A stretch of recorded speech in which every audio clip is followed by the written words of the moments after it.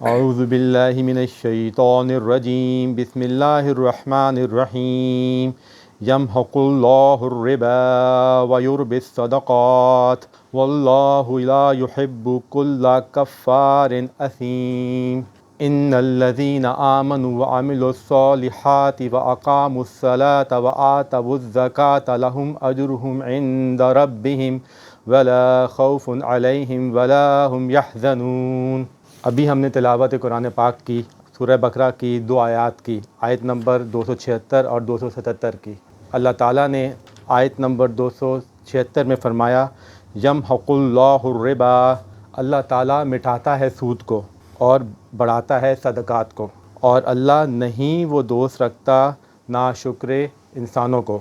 ابھی ہم اس پہ بات کرتے ہیں، سود کا مضمون چل رہا ہے۔ اللہ تعالیٰ نے یہ جو بات فرمائی اس کو بھی ہم لے کے چلتے ہیں دنیا کی زندگی میں کہ اللہ تعالیٰ کس طرح سے سود کو مٹاتا ہے اور صدقات کو بڑھاتا ہے۔ ابھی ہم نے دیکھا سن 2022 میں، 2023، 24 اور 25 میں جب دنیا کے اندر مالی مسائل چل رہے تھے تو اکثر ممالک نے یہ کیا کہ بینکوں کا جو سود کا جو شرح ہے اس کو بڑھا دیا۔ پاکستان میں 2024-25 کے اندر یہ ہوا تھا کہ سود کی شرح بینکوں کے اندر تقریباً 22، 23، 24% تک چلی گئی تھی۔ یہ ابھی ہماری آنکھوں کے سامنے ہوا ہے یہ، اور ابھی ہم اس کو جانتے ہیں اچھی طرح سے۔ تو کیا کیا کاروباری حضرات نے کہ بجائے وہ اپنا پیسہ کاروبار میں لگاتے، زمینوں کی لین دین میں لگاتے، کیونکہ اس میں ایک قسم کا رسک ہوتا ہے، انسان کا پیسہ پھنستا ہے، کئی ہاتھوں کے اندر جاتا ہے۔ ان لوگوں نے کیا کیا کہ وہ پیسہ اپنے کاروبار سے نکال کے بینکوں کے اندر لگا دیا۔ تو اس طرح سے ہمارے ملک کی جو معیشت تھی وہ سکڑ گئی، کیونکہ ایک شخص نے اپنا پیسہ کاروبار سے نکالا اور اس کو اپنے بینک میں ڈال دیا۔ کاروبار کے اندر کیا تھے، اس کے پاس ملازم ہوتے تھے، اس کے پاس ایجنٹس ہوتے تھے، اور ایک کاروبار سے دوسرا کاروبار منسلک ہوتا ہے۔ تو جب سود کی شرح بڑھی، بظاہر ایک شخص کو فائدہ ہوا، لیکن ملک کو اس کا اور جو ملک کے لوگوں کو اس کا نقصان ہوا۔ یہ تو مثال ہے دنیا کی۔ ان مثالوں کے اوپر لوگ بحث و مباحثہ کر سکتے ہیں، کیونکہ یہاں پہ چیزیں ایک دم سے پکڑی نہیں جاتی، جو دما دو 4 کے برابر نہیں ہوتا۔ سورہ بقرہ کا جو ہم سود کا رکوع پڑھ رہے ہیں یہ رکوع نمبر 38 ہے، اور اس کی جو شروعات اللہ تعالیٰ نے کی وہ یہ بتایا کہ قیامت کے دن وہ شخص جو سود کھاتا ہے وہ ایسے اٹھے گا باولا ہو کے جیسے اسے کسی شیطان نے چھو لیا۔ ایسا کیوں اٹھے گا؟ کیونکہ وہ شخص یہ کہتا تھا کہ سود اور تجارت برابر ہے، حالانکہ تجارت بالکل فرق ہوتی ہے سود کے ساتھ۔ سورہ بقرہ کی یہ آیت مبارکہ جو سود پر چل رہی ہیں یہ رسول اللہ صلی اللہ علیہ وسلم کے آخری زمانے کی آیت مبارکہ ہے، اور یہ ایک طرح سے شرح ہے سود کے اوپر۔ اس کے بعد اللہ تعالیٰ نے قرآن مجید میں کوئی سود کے بارے میں نہیں بتایا۔ سود کے بارے میں جو پہلی آیت مبارکہ آئی وہ غالباً آئی 5 نبوی کے اندر مکے کی زندگی میں، سورہ روم کے اندر آیت نمبر 39، جس میں اللہ تعالیٰ نے فرمایا تھا فَمَا آتَيْتُم مِّن رِّبًا لِيَرْبُوَ فِي أَمْوَالِ النَّاسِ فَلَا يَرْبُو عِندَ اللَّهِ، اور جو تم ربا ڈالتے ہو لوگوں کے مال میں کہ وہ بڑھ جائے، پس نہیں وہ بڑھتا اللہ تعالیٰ کے نزدیک۔ بات اللہ تعالیٰ جو کر رہے ہیں وہ کر رہے ہیں تجارت کے بارے میں، کیونکہ یہ چیز تو لوگوں کو پتہ تھی کہ اگر ایک شخص دوسرے شخص کو پیسے دیتا ہے ایک معین مدت کے لیے، ایک معین اضافے کے لیے، تو وہ سود ہے۔ اس کی اللہ تعالیٰ نے منع کیا تورات کے اندر بھی اور انجیل مقدس کے اندر بھی کہ سود کے بارے میں اللہ تعالیٰ نے منع کیا ہوا ہے، لیکن جب تجارت کی بات آتی تھی تو لوگ پھنس جاتے تھے، تجارت کو سود کے ساتھ ملاتے تھے۔ تو اللہ تعالیٰ نے مکے کی زندگی میں رسول اللہ صلی اللہ علیہ وسلم کو سورہ روم کے اندر یہ بتا دیا کہ لوگوں کو آگے یہ بات بتائی جائے کہ جو تم ربا ملاتے ہو لوگوں کے مال میں کہ وہ بڑھ جائے، پس اللہ تعالیٰ کے نزدیک وہ نہیں بڑھتا۔ ربا کیا چیز ہے؟ وہ پیسہ جو انسان ایک معین مدت کے لیے معین اضافے کے ساتھ دے، وہ ربا ہے۔ اس چیز کے بارے میں کسی کو جب بھی شک نہیں تھا۔ تجارت کے بارے میں لوگ ملا دیتے تھے۔ آج کل بھی لاہور کے اندر، پاکستان میں، دنیا کے اندر کئی ایسے کاروبار ہو رہے ہیں جو بظاہر وہ لوگ کہتے ہیں کہ ہم تجارت کر رہے ہیں، لیکن اصل میں وہ سود چل رہا ہوتا ہے۔ ایک خاص پیسے دیے، 1 سال کے بعد وہ یہ کہتے ہیں کہ میں آپ کے ساتھ پیسہ ڈال رہا ہوں تجارت کے اندر، 1 سال کے بعد جو میرا 10 لاکھ روپے مجھے 15 لاکھ ملنا چاہیے۔ تو وہ سود کی تعریف کے اندر آتا ہے، کیونکہ وہ شخص کوئی کام نہیں کر رہا، اس نے 1 سال کا ٹائم فکس کر لیا اور اس نے ایک رقم فکس کر لی ہوئی ہے۔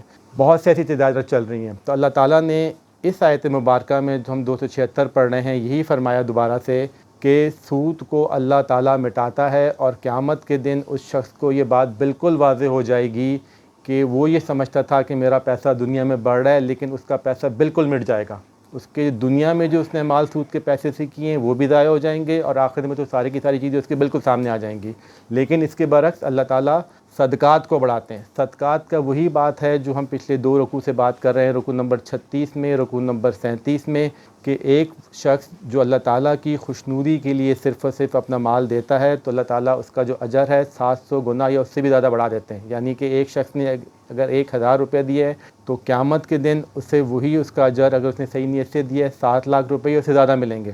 رسول اللہ صلی اللہ علیہ وسلم نے ترمذی میں فرمایا کہ اللہ تعالیٰ صدقات کی پرورش کرتے ہیں۔ بات کا مفہوم یہ ہے کہ اگر وہ ایسی پرورش کرتے ہیں مال کی جس طرح تم اپنے بچڑے کی پرورش کرتے ہو، یہاں تک کہ اگر کسی شخص نے ایک لقمہ بھی سود کے لیے دیا ہے تو وہ اس کو احد کے پہاڑ کے برابر ملے گا۔ اس طرح سے اللہ تعالیٰ پرورش کرتے ہیں صدقات کی۔ دوسری بات جو آگے چلتی ہمیں سمجھ آتی ہے، ہم نے یہ بات اس آیت مبارکہ میں دنیا کے حساب سے بھی بات کی اور آخرت کے حساب سے بھی بات کی۔ آخرت کے حساب سے بات کرنا اس لیے ضروری ہے کیونکہ سود کے مضمون کا آغاز ہی قیامت کی زندگی سے اللہ تعالیٰ نے اس رکوع کے اندر کیا ہے، اور اس کے لیے ضروری ہے کہ انسان کا ایمان جو ہے غیب کے اوپر اور ایمان بالآخرت کامل ہو تاکہ اس کے سود کی صحیح طرح سے سمجھ آ سکے۔ دوسری بات جو اللہ تعالیٰ فرماتے ہیں آیت نمبر 277 کے اندر، اللہ تعالیٰ بے شک وہ لوگ جو ایمان لائے اور جن لوگوں نے اعمال صالح کیے اور قائم کی نماز اور دی زکوٰۃ، پس واسطے ان کا اجر ان کے رب کے پاس ہے، ولا خوف علیہم ولا هم یحزنون، ولا خوف علیہم ولا هم یحزنون۔ سورہ بقرہ میں یہ 6 دفعہ ادھر آیا ہے، اور اس رکوع کے اندر یہ دوسری دفعہ ادھر آیا ہے۔ یہ رکوع شروع ہوتا ہے، اللہ تعالیٰ نے فرمایا الذین ينفقون اموالهم باللیل والنہار سرا وعلانیۃ فلہم اجرہم عند ربہم ولا خوف علیہم ولا هم یحزنون۔ اس کا رکوع اللہ تعالیٰ نے یہاں سے شروع کیا ہے۔ وہ لوگ جو انفاق کرتے ہیں اللہ تعالیٰ کے راہ میں، دن ہو یا رات ہو، اعلان کریں یا چھپ کے کریں، یعنی کہ صرف اللہ تعالیٰ کی خوشنودی کے لیے وہ لوگ انفاق کر رہے ہیں، تو ان کا ایمان ایک کامل جگہ پہ پہنچا ہوا ہے، اور وہ ایسے ہیں، بشارت اللہ تعالیٰ نے دی، نہ ان کو مستقبل کا خوف ہوتا ہے نہ ان کو کسی ماضی کا غم ہوتا ہے۔ بات اللہ تعالیٰ نے یہ دوبارہ سے یہاں پہ فرمائی، وہ کون سے لوگ ہیں؟ وہ لوگ جو نماز قائم کرتے ہیں۔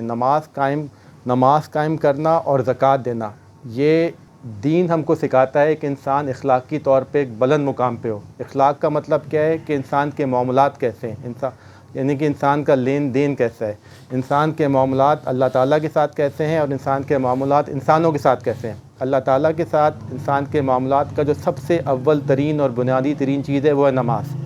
حضرت آدم علیہ السلام نماز پڑھتے تھے، حضرت ابراہیم علیہ السلام نماز قائم کرتے تھے، حضرت موسیٰ علیہ السلام، حضرت عیسیٰ علیہ السلام، حضرت محمد مصطفیٰ صلی اللہ علیہ وسلم۔ نماز ایک عبادت ہے جس میں انسان اللہ تعالیٰ کی بندگی کو سمجھتا ہے، لا تعبدون الا اللہ، کہ انسان کا جو اللہ تعالیٰ کے ساتھ بنیادی تعلق ہے وہ یہ ہے کہ انسان اللہ تعالیٰ کی بندگی میں آ جائے، اور یہ چیز ہم اپنی زندگی میں کس طرح ظاہر کرتے ہیں؟ نماز کو پڑھ کے۔ یہ ہے انسان کا اللہ تعالیٰ کے ساتھ بنیادی ترین تعلق۔ جس شخص کو اللہ تعالیٰ پہ یقین ہے وہ اپنی نماز کبھی نہیں چھوڑ سکتا، اور ہم لوگوں کو حکم دیا گیا کہ ہم نے فرض نماز باجماعت پڑھنی ہے دن میں 5 دفعہ۔ یہ چیز ظاہر کرتی ہے کہ انسان کا اللہ تعالیٰ کے اوپر ایمان ہے پریکٹیکل طور کے اوپر۔ دوسرا بنیادی ترین تعلق کیا ہے؟ اور تم قائم کرو زکوٰۃ کو۔ زکوٰۃ کا تعلق بنیادی ترین ایک انسان کا دوسرے انسان کے ساتھ ہے۔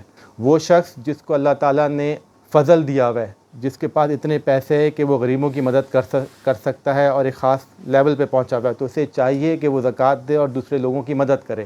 ایک اللہ تعالیٰ نے اس آیت مبارکہ میں اپنے بنیادی تعلق کو ظاہر کیا، دوسرا اللہ تعالیٰ نے انسان کے بنیادی تعلق کو ظاہر کیا ہے۔